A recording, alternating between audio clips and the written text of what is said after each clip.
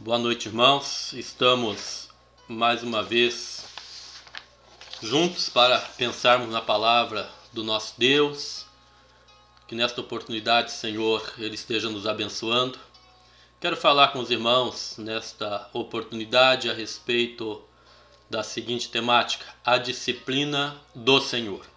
Meus irmãos, eu confesso que eu não tenho uma resposta definitiva para o que está acontecendo com as nações, com aquilo que está acontecendo com o nosso mundo. São apresentadas aí muitas ideias através da mídia, através de canais de internet, enfim. Algumas são coerentes, mas não conclusivas. Outras, porém, totalmente absurdas. Eu acredito que no momento que nós estamos vivendo, aquilo que o mundo está passando, não há nenhum ser humano que tenha uma resposta que encerre a questão. Então a minha ideia aqui não é concluir qualquer assunto, mas é pensar algumas coisas com os irmãos, né? O que eu posso dizer com convicção é que o nosso Deus, ele está no controle de todas as coisas. O nosso Deus, ele é soberano, nada foge aos seus olhos, ele domina sobre tudo e sobre todos, e a resposta adequada de cada criatura é dar glória a Deus eternamente, porque dele, por meio dele, para ele são todas as coisas, a ele pois a glória eternamente, amém, nos diz o apóstolo Paulo em Romanos, capítulo de número 11, verso 36. As escrituras, elas vão nos falar de 3 tipos de dificuldades para aquele que crê na pessoa do Senhor Jesus. As escrituras vão falar a respeito da disciplina, vai nos falar também a respeito das provações, vai nos falar também a respeito das tentações, que é resultado da nossa natureza decaída, ou a carne, do mundo que nos rodeia, e de Satanás.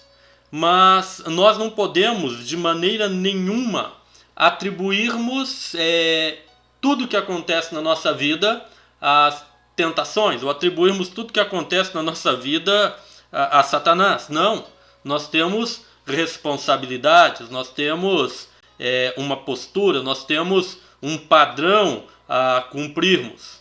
Então, cada uma destas questões que é apresentada aí, a disciplina, as provações, as tentações, cada uma delas requer um tipo de resposta adequada.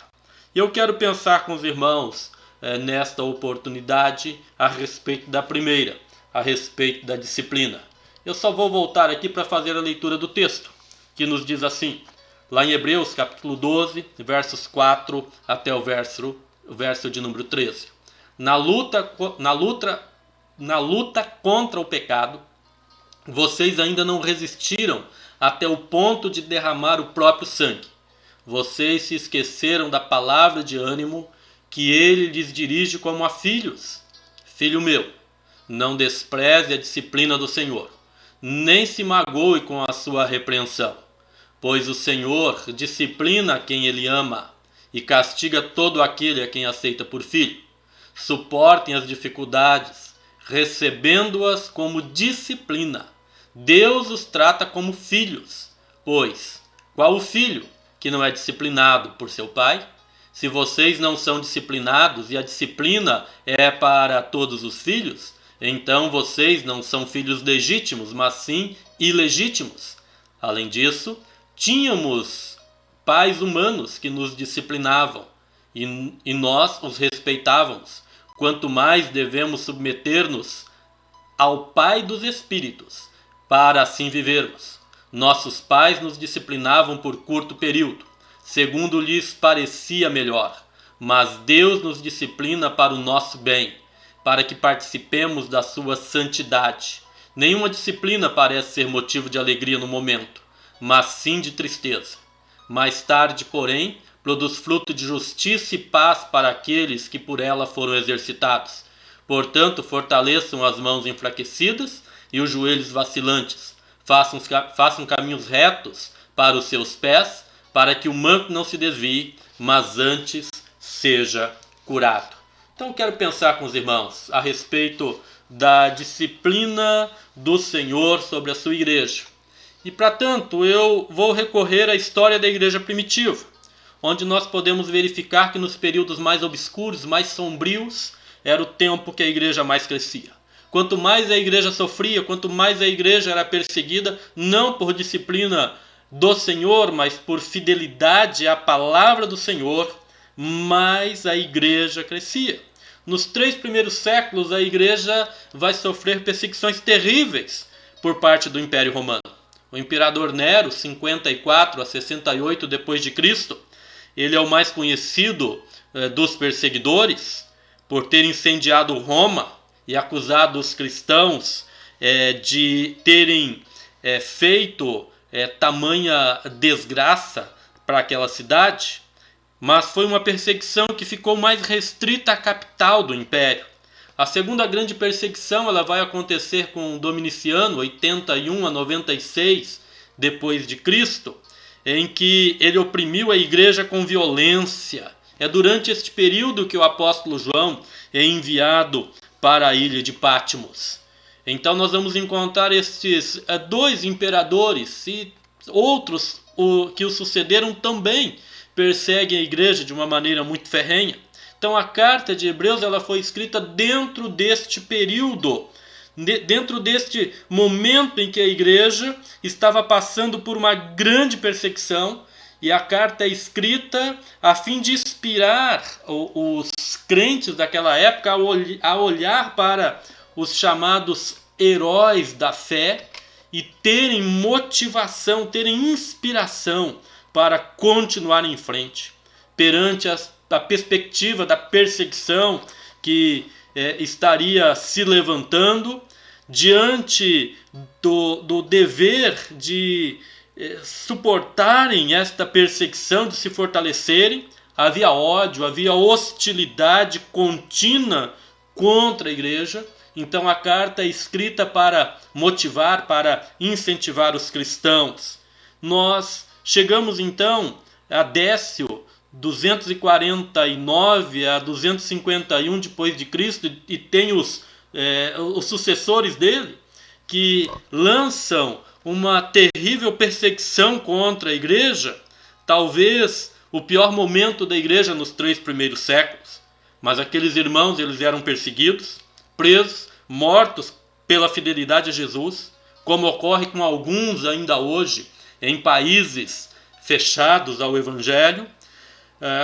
Comparando o sofrimento da igreja primitiva e o martírio dos crentes do nosso tempo, da nossa geração, a nossa condição de liberdade de expressão, de liberdade de culto, e eu digo, sem medo de errar, meus amados irmãos, que nós estamos confortavelmente acomodados, negligentes em relação à proposta do Evangelho.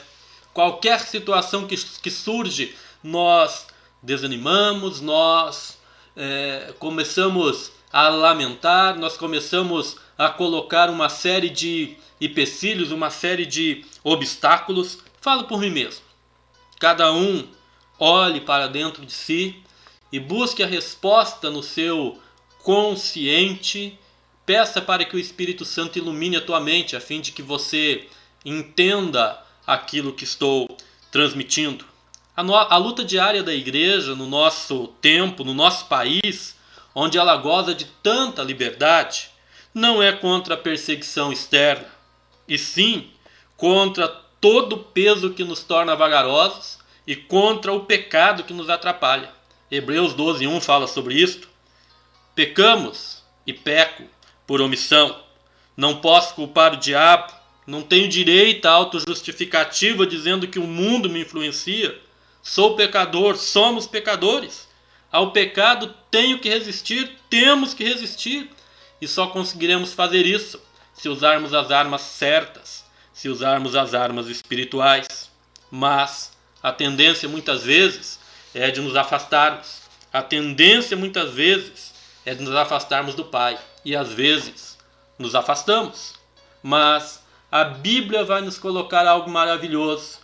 A Bíblia vai nos dizer que Deus, Ele corrige a quem Ele ama. Ou seja, Deus corrige aos seus filhos e às suas filhas. É nas horas mais críticas, é nos momentos mais difíceis que Deus, Pai amoroso, entra com a sua correção, assim como nossos pais faziam e fazem. Vejo que devido à nossa rebeldia aos preceitos do Senhor e à forma passiva com que nós aceitamos os padrões corrompidos da nossa sociedade, nós estamos neste momento, nós estamos neste tempo, sendo bondosamente, graciosamente, amorosamente corrigidos pelo Pai Celestial, a fim de que tenhamos uma vida espiritual de qualidade. Sabe o que significa isto? Que nos momentos de maiores dificuldades, seja pela tentação, seja pela provação, ou seja pela disciplina do Senhor, é que nós buscamos a Deus com mais intensidade. E ao buscarmos a Deus com mais intensidade, nós então vamos atingir o padrão que Deus quer para nós, que eu vou chamar aqui de padrão celestial, né? Uma qualidade que o crente deve buscar. É a qualidade total que está no que eu chamo de padrão celestial. Deus o disciplinará porque o ama, porque você é seu filho, porque você é sua filha. Ele quer o melhor para você, ele quer ensiná-lo, ele quer ensiná-la a confiar nele, a depender dele. Ele quer que você experimente o melhor da vida que ele tem preparado para você. Mas o texto que nós lemos, lá de Hebreus, no início, diz que devemos nos submeter ao Pai dos Espíritos. Ou seja, devemos ter uma vida de submissão ao Senhor. E Deus, Ele tem propósitos maravilhosos para os seus filhos. A palavra do Senhor vai nos dizer que Deus, Ele nos disciplina porque Ele tem um propósito grandioso para as nossas vidas. Eu vou ler o texto para os irmãos. Diz assim: meu filho, não desprezes a disciplina do Senhor, nem se magoe com a sua repreensão. Pois o Senhor disciplina quem ama e castiga todo aquele a quem aceita como filho. Portanto, fortaleçam as mãos enfraquecidas e os joelhos vacilantes. Façam caminhos retos para os seus pés, para que o que é manco não se desvie, antes seja curado.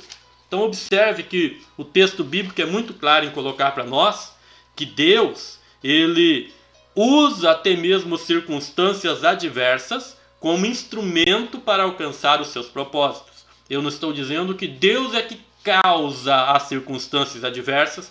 Eu não estou dizendo que Deus é responsável pelo sofrimento que recai sobre o mundo, de forma nenhuma.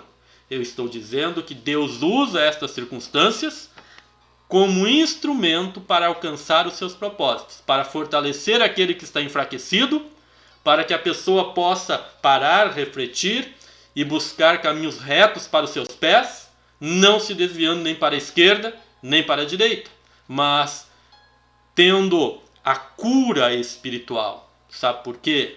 Porque Deus está interessado em nosso bem-estar espiritual. Isso é demonstrado claramente no texto que foi citado. É bem verdade que ninguém em sã consciência gosta de ser disciplinado. Disciplina, dentro do contexto que eu estou falando, é ser submetido a uma ação corretiva usada para treinamento, mesmo que isso seja administrado com amor, tendo em mente os melhores resultados para a pessoa cuja disciplina é dirigida. Então, ser disciplinado pelo Senhor é ser submetido a uma ação corretiva da parte dele. Pois, mesmo que não gostemos da disciplina, a correção ou o treinamento, isso é o que nos prepara como crentes, como filhos e filhas de Deus, independente da idade que você tenha ou que tenhamos, para toda a boa obra que Deus preparou para que andássemos nela. Então, ao invés de nos desanimarmos, nós devemos encarar qualquer situação e os seus desdobramentos como prova do amor de Deus por nós, como prova do amor de Deus por seus filhos. pois se todos esses acontecimentos forem vistos com os olhos espirituais, nós poderemos então enxergar além daquilo que é aparente, e nós veremos que Deus está nos conduzindo à fé, que Deus está nos conduzindo a um crescimento em fé, que Deus está trabalhando conosco a fim de atingirmos a maturidade espiritual. O cristão genuíno, ele não anda por vista, ele anda por fé. O cristão genuíno, ele anda por fé. O cristão genuíno, ele não anda por aquilo que é aparente. O cristão genuíno não anda por aquilo que, pela situação adversa que ele possa ver à sua frente ou ao redor dele. Mesmo em uma situação adversa, ela pode ser vista com os olhos da fé, para que nós glorifiquemos ao Senhor através das nossas vidas. A disciplina do Senhor é o processo que Deus usa para transformar aquilo que não tem valor, vasos de barro como você, como eu, em algo precioso para Ele. Pessoas que cheguem à maturidade espiritual, pessoas que cheguem à estatura de Cristo Jesus. Para concluir, eu quero colocar 2 textos bíblicos. Salmo 94:12 diz assim: como é feliz o homem a quem disciplina, Senhor, aquele a quem ensinas a tua lei. O salmista está dizendo que feliz é o homem que é corrigido, feliz é o homem que é submetido à ação corretiva do Senhor. Por quê? Porque a disciplina do Senhor é uma bênção em nossas vidas, pois ela revela o cuidado e o amor que Deus tem por nós. E Ele deseja que vivamos uma vida santa, porque isso é bom, e isto é seguro para nós. Uma vida de santidade, uma vida reta diante de Deus, é algo que traz segurança para cada um de nós. E o outro texto vai dizer assim: mas o Senhor seu Deus se recusou a ouvir Balaão e transformou a maldição em bênção, pois o Senhor seu Deus o ama. Quero finalizar esta reflexão dizendo o seguinte: que Deus é poderoso para transformar palavras, situações, circunstâncias de caos, de maldição em bênção. E isso é possível porque o nosso Deus é poderoso. E isso pode acontecer na nossa vida quando nós nos submetemos totalmente ao Senhor, aceitando aquilo que Ele tem para nós e nos deixando conduzir pela boa mão do Senhor. Que Deus, meus amados irmãos, que Deus, minhas amadas irmãs, possa nos abençoar. E que qualquer tipo de situação que você esteja vivendo, você possa olhar esta situação com os olhos da fé e entender que esta situação pode ser transformada pelo Senhor a partir do momento que você se submete a Ele, a partir do momento que você permite que Deus, numa ação amorosa, graciosa e bondosa, corrija aquilo que porventura possa estar fora dos trilhos, possa estar fora da vontade dele. Que o nosso Pai Celestial derrame sobre as nossas vidas as mais ricas bênçãos. Este é meu desejo, esta é a minha oração, em nome do Senhor Jesus. Amém.